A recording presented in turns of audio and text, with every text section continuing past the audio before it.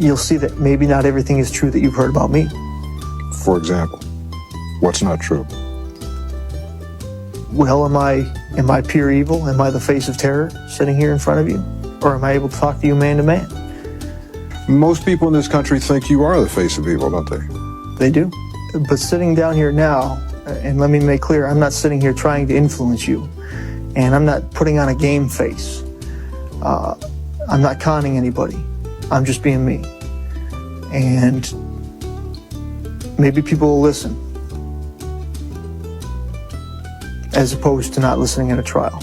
But what people heard at his trial was a mountain of incriminating evidence detailing how Timothy McVeigh spent 9 months meticulously planning the attack. On April 19th, 1995, a truck packed with explosives destroyed the Alfred P. Murrah Federal Building in Oklahoma City. The blast killed 168 people, including children, and injured hundreds more.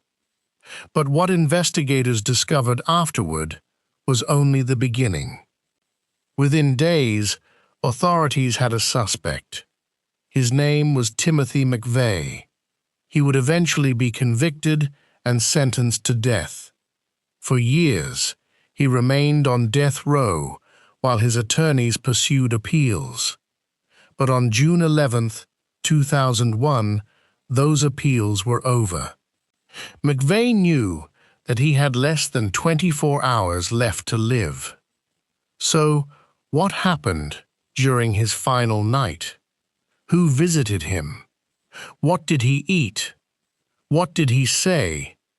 And what happened inside the execution chamber the following morning? Before we get there, we have to go back to the morning that changed Oklahoma City forever.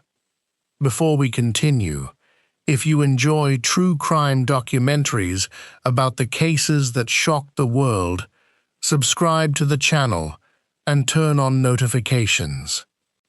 We're working toward 50,000 subscribers, and your support helps us continue bringing these stories to you. Now, let's go back to April 19th, 1995. It was Wednesday morning in Oklahoma City. People were beginning another ordinary workday. Parents were taking their children to school. Employees were arriving at work. Cars were moving through downtown. And inside the Alfred P. Murrah Federal Building, hundreds of people were beginning their morning routines. No one knew that a few minutes later, the building would become the center of one of the deadliest acts of domestic terrorism in American history. At 9:02 a.m., a massive explosion ripped through downtown Oklahoma City. The force of the blast was devastating. Windows shattered, buildings were damaged, vehicles were thrown around the streets, and the Murrah Federal Building suffered catastrophic destruction. For several seconds, the city seemed to stop. Then came the screams. People rushed toward the damaged building. Emergency workers began arriving. Firefighters, police officers, paramedics, and ordinary citizens moved toward the destruction, desperately searching for survivors. But the scale of the disaster quickly became clear. People were trapped beneath the rubble. Others were injured. And families across Oklahoma City began trying to find out whether their loved ones were alive. Among the victims were children who had been inside the building's daycare center. That detail would become one of the most heartbreaking parts of the tragedy. As rescue workers searched through the ruins, investigators began asking a critical question. Who had done this? At first, there was confusion. Investigators didn't know exactly who was responsible, but they knew that the explosion had been deliberate. evidence began pointing toward a powerful truck bomb. And while emergency crews continued searching for victims, law enforcement agencies began one of the largest investigations in American history. Thousands of pieces of evidence would eventually be collected. Witnesses were interviewed. Vehicle records were examined, and investigators began reconstructing the events leading up to the bombing. Then, less than 2 hours after the explosion, something happened that investigators couldn't have predicted. A man had been arrested in connection with a completely different incident. His name was Timothy McVeigh. At the time, authorities did not yet know that they had captured the man who would become the central figure in the Oklahoma City bombing investigation.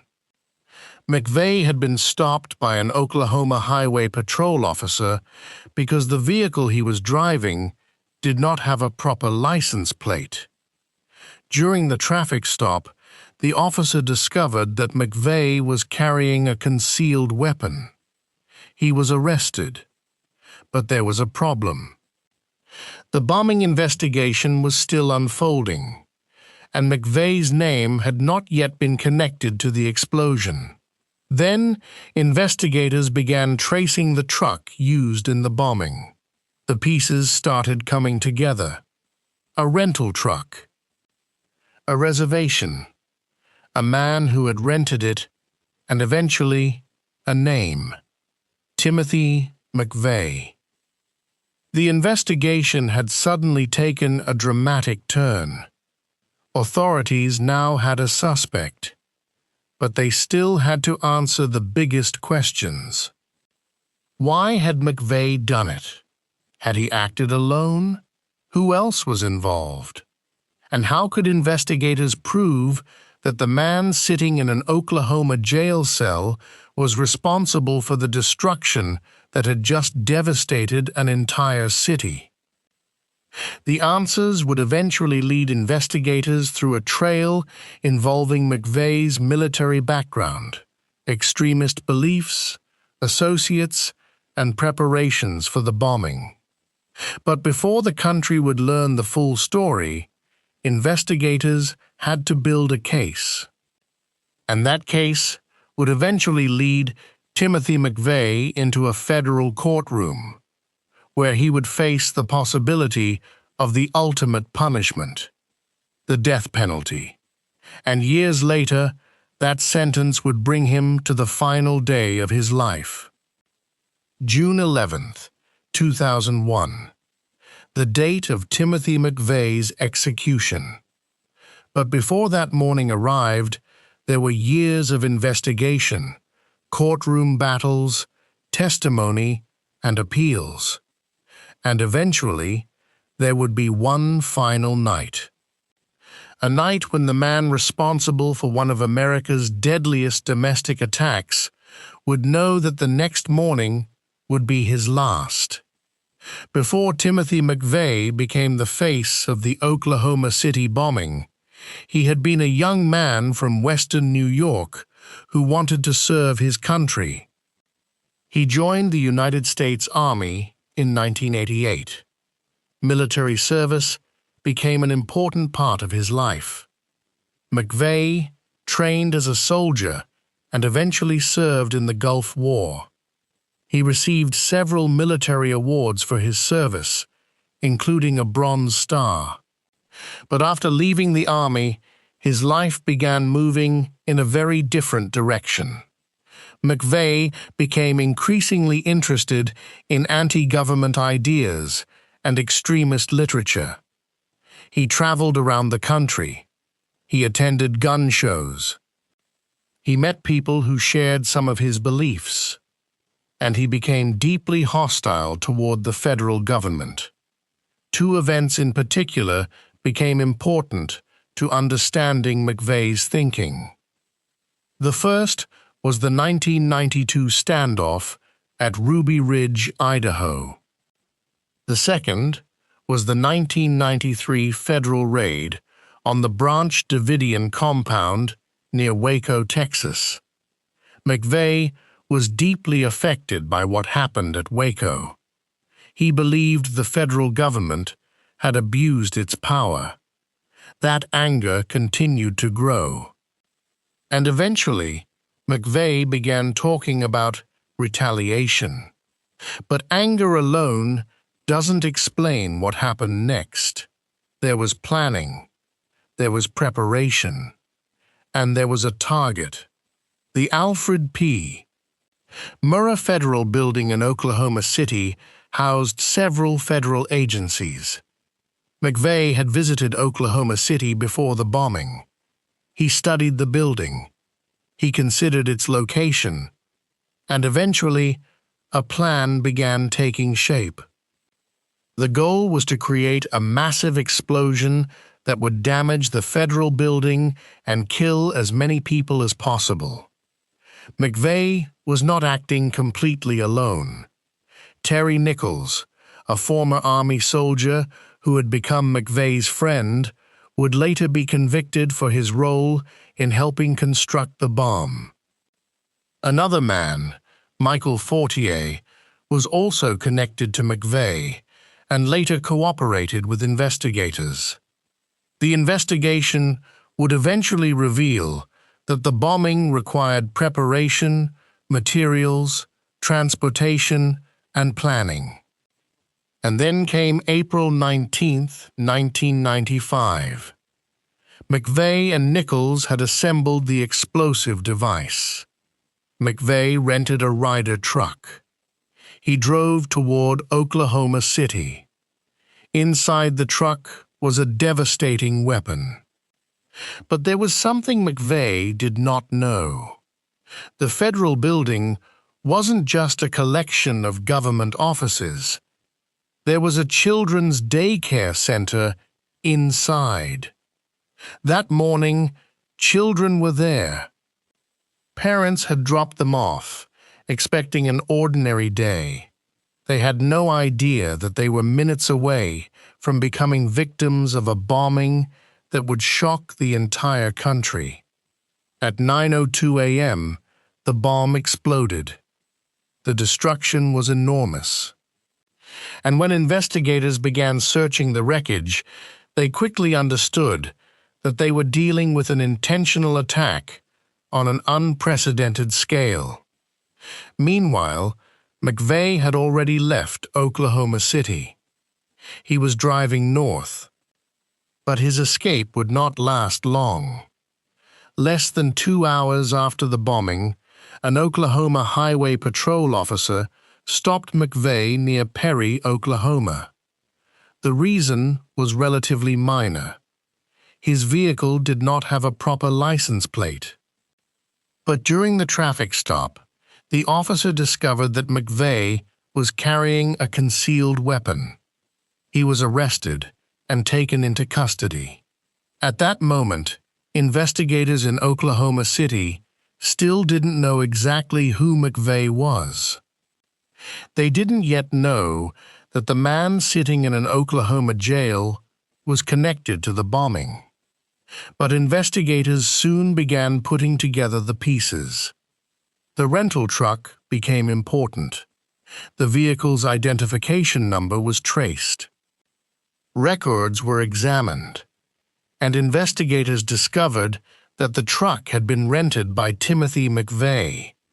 The man arrested during a routine traffic stop was suddenly connected to the worst domestic terrorist attack in modern American history. McVeigh's arrest changed the investigation, but it also raised another question. Was he working alone? Investigators soon began looking at his relationships with Terry Nichols and Michael Fortier. The case expanded beyond one man. Federal agents began reconstructing McVeigh's movements. They examined where he had traveled. They looked at purchases. They interviewed people who knew him. They followed the trail of materials used to construct the bomb. And slowly, prosecutors began building the case that would eventually be presented in federal court. The evidence would be extensive, but the defense would have its own arguments. And when the trial finally began, America would hear the government's case against Timothy McVeigh. The prosecution would argue that McVeigh deliberately planned the bombing, that he selected the target, that he prepared the explosives, and that he knew innocent people would be inside the building. For the families of the victims, the trial would become another painful chapter in an already devastating story. They had lost parents, children, spouses, friends, co-workers, and now they would have to sit through the evidence and hear how the government believed their loved ones had died. The question before the jury was straightforward. Was Timothy McVeigh guilty? And if he was, would the government seek the ultimate punishment? The answer would come in 1997, and it would put McVeigh on a path that would eventually lead to his final hours. Death row. And after years of appeals, that path would end on June 11th, 2001. But before McVeigh could reach the execution chamber, he first had to face the people who would decide his fate. By the time Timothy McVeigh's trial began, the evidence against him had been building for nearly 2 years. The bombing had killed 168 people. Hundreds more had been injured, and investigators had spent countless hours reconstructing what happened on April 19th, 1995. Now, in a federal courtroom in Denver, Colorado, prosecutors were preparing to tell the jury exactly how they believed McVeigh planned and carried out the attack. The trial began in March 1997. For the families of the victims, this wasn't simply a legal proceeding. It was a chance to hear the evidence, a chance to understand how the bombing had been planned, and for some, a chance to finally confront the man they believed had taken their loved ones from them. The prosecution's case was built around a detailed timeline. Prosecutors presented evidence about McVeigh's movements before the bombing. They presented testimony about the rental truck. They described the materials used to construct the bomb. And they presented witnesses who helped establish McVeigh's connection to the conspiracy. The prosecution argued that this wasn't an impulsive act. It was planned. McVeigh had selected the federal building. He had helped obtain the materials. He had transported the bomb. And he had parked the truck outside the building shortly before the explosion. Then, at 9:02 that morning, the bomb detonated. The defense did not deny that McVeigh had participated in the bombing. Instead, his attorneys focused on other arguments, including the circumstances surrounding his actions and the government's case for the death penalty. But the evidence presented to the jury was extensive, and as the trial continued, the consequences of McVeigh's actions became impossible to ignore. Victims and survivors described what the bombing had done to their lives. Some had suffered permanent injuries. Others had lost people they loved, and the jury was shown the scale of the destruction, the damaged building, the rescue operation, the photographs, the victims, and the aftermath. Then came the question that would determine McVeigh's future. Should he receive the death penalty? The prosecution argued that the circumstances of the bombing justified the ultimate punishment. The defense argued against it. But on June 2, 1997, the jury reached its decision. Timothy McVeigh was found guilty on all counts. He was convicted of federal murder and conspiracy charges related to the bombing. Then came the sentence: death. For McVeigh, the verdict meant that his life would eventually end in a federal execution chamber. But it would not happen immediately. There would be appeals, there would be legal challenges, and there would be years of waiting. McVeigh was transferred to federal death row at the United States Penitentiary in Terre Haute, Indiana. The man who had once been a soldier was now a condemned prisoner. Outside the prison, the Oklahoma City bombing remained a defining tragedy.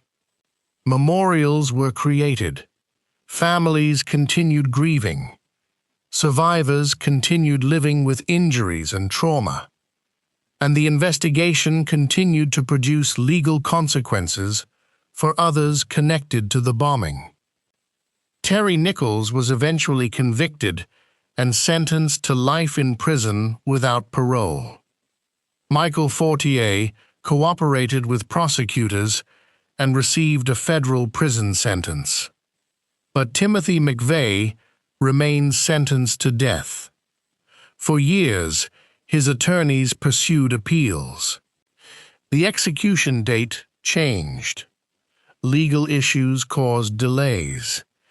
And then, in 2001, the final date was set, June 11, 2001. The United States government would carry out Timothy McVeigh's execution by lethal injection. The date was now fixed. There would be no more uncertainty about when it would happen. Unless the courts intervened, McVeigh had only months left, then weeks, then days, and finally, hours. As the execution approached, the public once again turned its attention toward Oklahoma City. News organizations revisited the bombing. Victims' families prepared for the final chapter, and McVeigh prepared for death. The man responsible for one of the deadliest attacks ever committed on American soil was about to enter his final day. But before that day arrived, there was one more important question. What would Timothy McVeigh do with his final hours? Who would he meet? What would he eat? Would he apologize? Would he show remorse? Or would he remain committed to the beliefs that had led him to Oklahoma City 6 years earlier? The answers would become part of the final chapter of his story. And on June 10th, 2001, that final chapter began. June 10th, 2001. For Timothy McVeigh, this was no longer another day on death row. It was the final day of his life. His execution had been scheduled for the following morning at the federal penitentiary in Terre Haute, Indiana. For years, the date had been delayed by legal proceedings. Now, there was no new trial coming, no new jury. No more arguments about whether he would face the death penalty. Unless something extraordinary happened, Timothy McVeigh would be dead within hours. The final day began quietly. Outside the prison, reporters had gathered. Television crews were preparing live coverage. Supporters and protesters were watching the prison. And across Oklahoma, families who had lost loved ones in the bombing were preparing themselves for a moment they had been waiting years to see. Inside the prison, McVeigh was approaching the end of his confinement. He was allowed visitors during his final days. Among those who spent time with him was his spiritual advisor, Father Patrick McCarthy. McVeigh also had visits from members of his legal team and others who had remained in contact with him. But the most significant question surrounding his final hours was whether he would express remorse. The bombing had killed 168 people. Among them were federal employees, visitors, law enforcement personnel, and children. The victims had families. They had friends. They had plans for the future.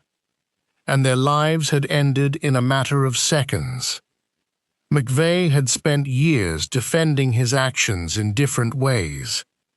He had expressed his hatred of the federal government.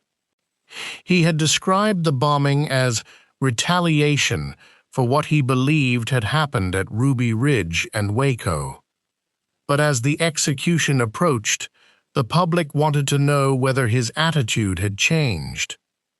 There would be no dramatic confession that suddenly changed the case. There would be no last-minute revelation that could undo what had happened. Instead, McVeigh spent his final hours preparing for the execution. He requested a final meal. His choice was simple: 2 pints of mint chocolate chip ice cream. It was the last food he would ever eat. As the night continued, preparations inside the prison moved forward. The execution chamber was ready. The witnesses were selected. The medical personnel were prepared. And the federal government was preparing to carry out the first federal execution in the United States in decades. The significance of the moment was enormous. The federal death penalty had not been carried out since 1963. Now, after nearly 4 decades, the federal government was preparing to execute Timothy McVeigh. Outside the prison, the media attention intensified. People watched television coverage. Reporters discussed the bombing and the trial. Victims' families prepared to witness the final chapter. Some wanted the execution. Others opposed the death penalty itself. But regardless of their position, almost everyone understood what the morning represented. 6 years earlier, Oklahoma City had been transformed by a single explosion. Now the person responsible was about to face the ultimate punishment. As midnight approached, June 10 became June 11. The date of the execution had arrived. Timothy McVeigh was 33 years old. He had spent the final years of his life behind bars. Now he had only hours remaining. There would be no return to ordinary life, no possibility of parole, no future outside prison walls, only the execution chamber. And in the early morning hours, the witnesses began arriving. Among them were relatives of some of the victims. There were journalists, there were officials, and there were people connected to the investigation and prosecution. For the first time, the public would receive a direct account of what happened inside the execution chamber. At approximately 7 a.m., McVeigh was taken toward the execution room. The procedure would be carried out by lethal injection. He was placed on a gurney. Witnesses watched through a window.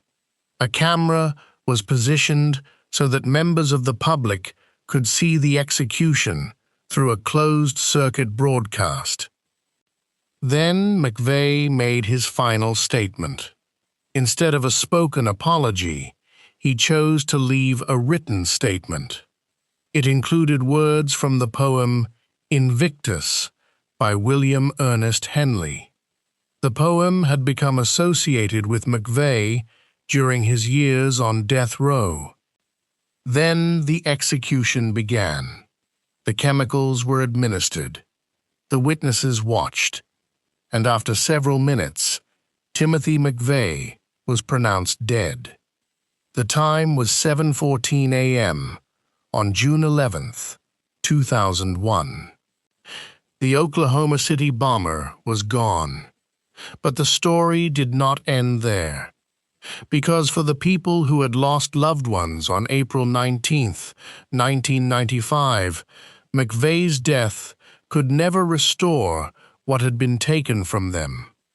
A mother could not get her child back. A husband could not bring his wife home.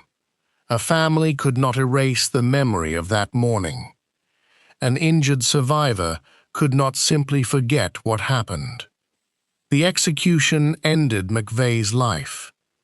It did not erase the consequences of his actions. And perhaps that is the most important thing to remember about this case. Timothy McVeigh's name became famous. His face appeared on television screens around the world. His trial became a historic legal proceeding. His execution became a major national event. But behind all of that were 168 people. People who had names, families, friends, jobs, dreams, and futures. Those are the lives that were lost on April 19th, 1995. And those are the people whose stories should remain at the center of this tragedy. If you believe true crime documentaries should remember the victims as much as they examine the criminals, subscribe to the channel and turn on notifications. We're working toward 50,000 subscribers, and every subscription helps us continue bringing you carefully researched stories about the cases that changed history. And I want to hear from you. Do you believe Timothy McVeigh's execution brought closure to the families of the Oklahoma City bombing victims? Let me know your thoughts in the comments. Thank you for watching. And remember, behind every headline is a human story.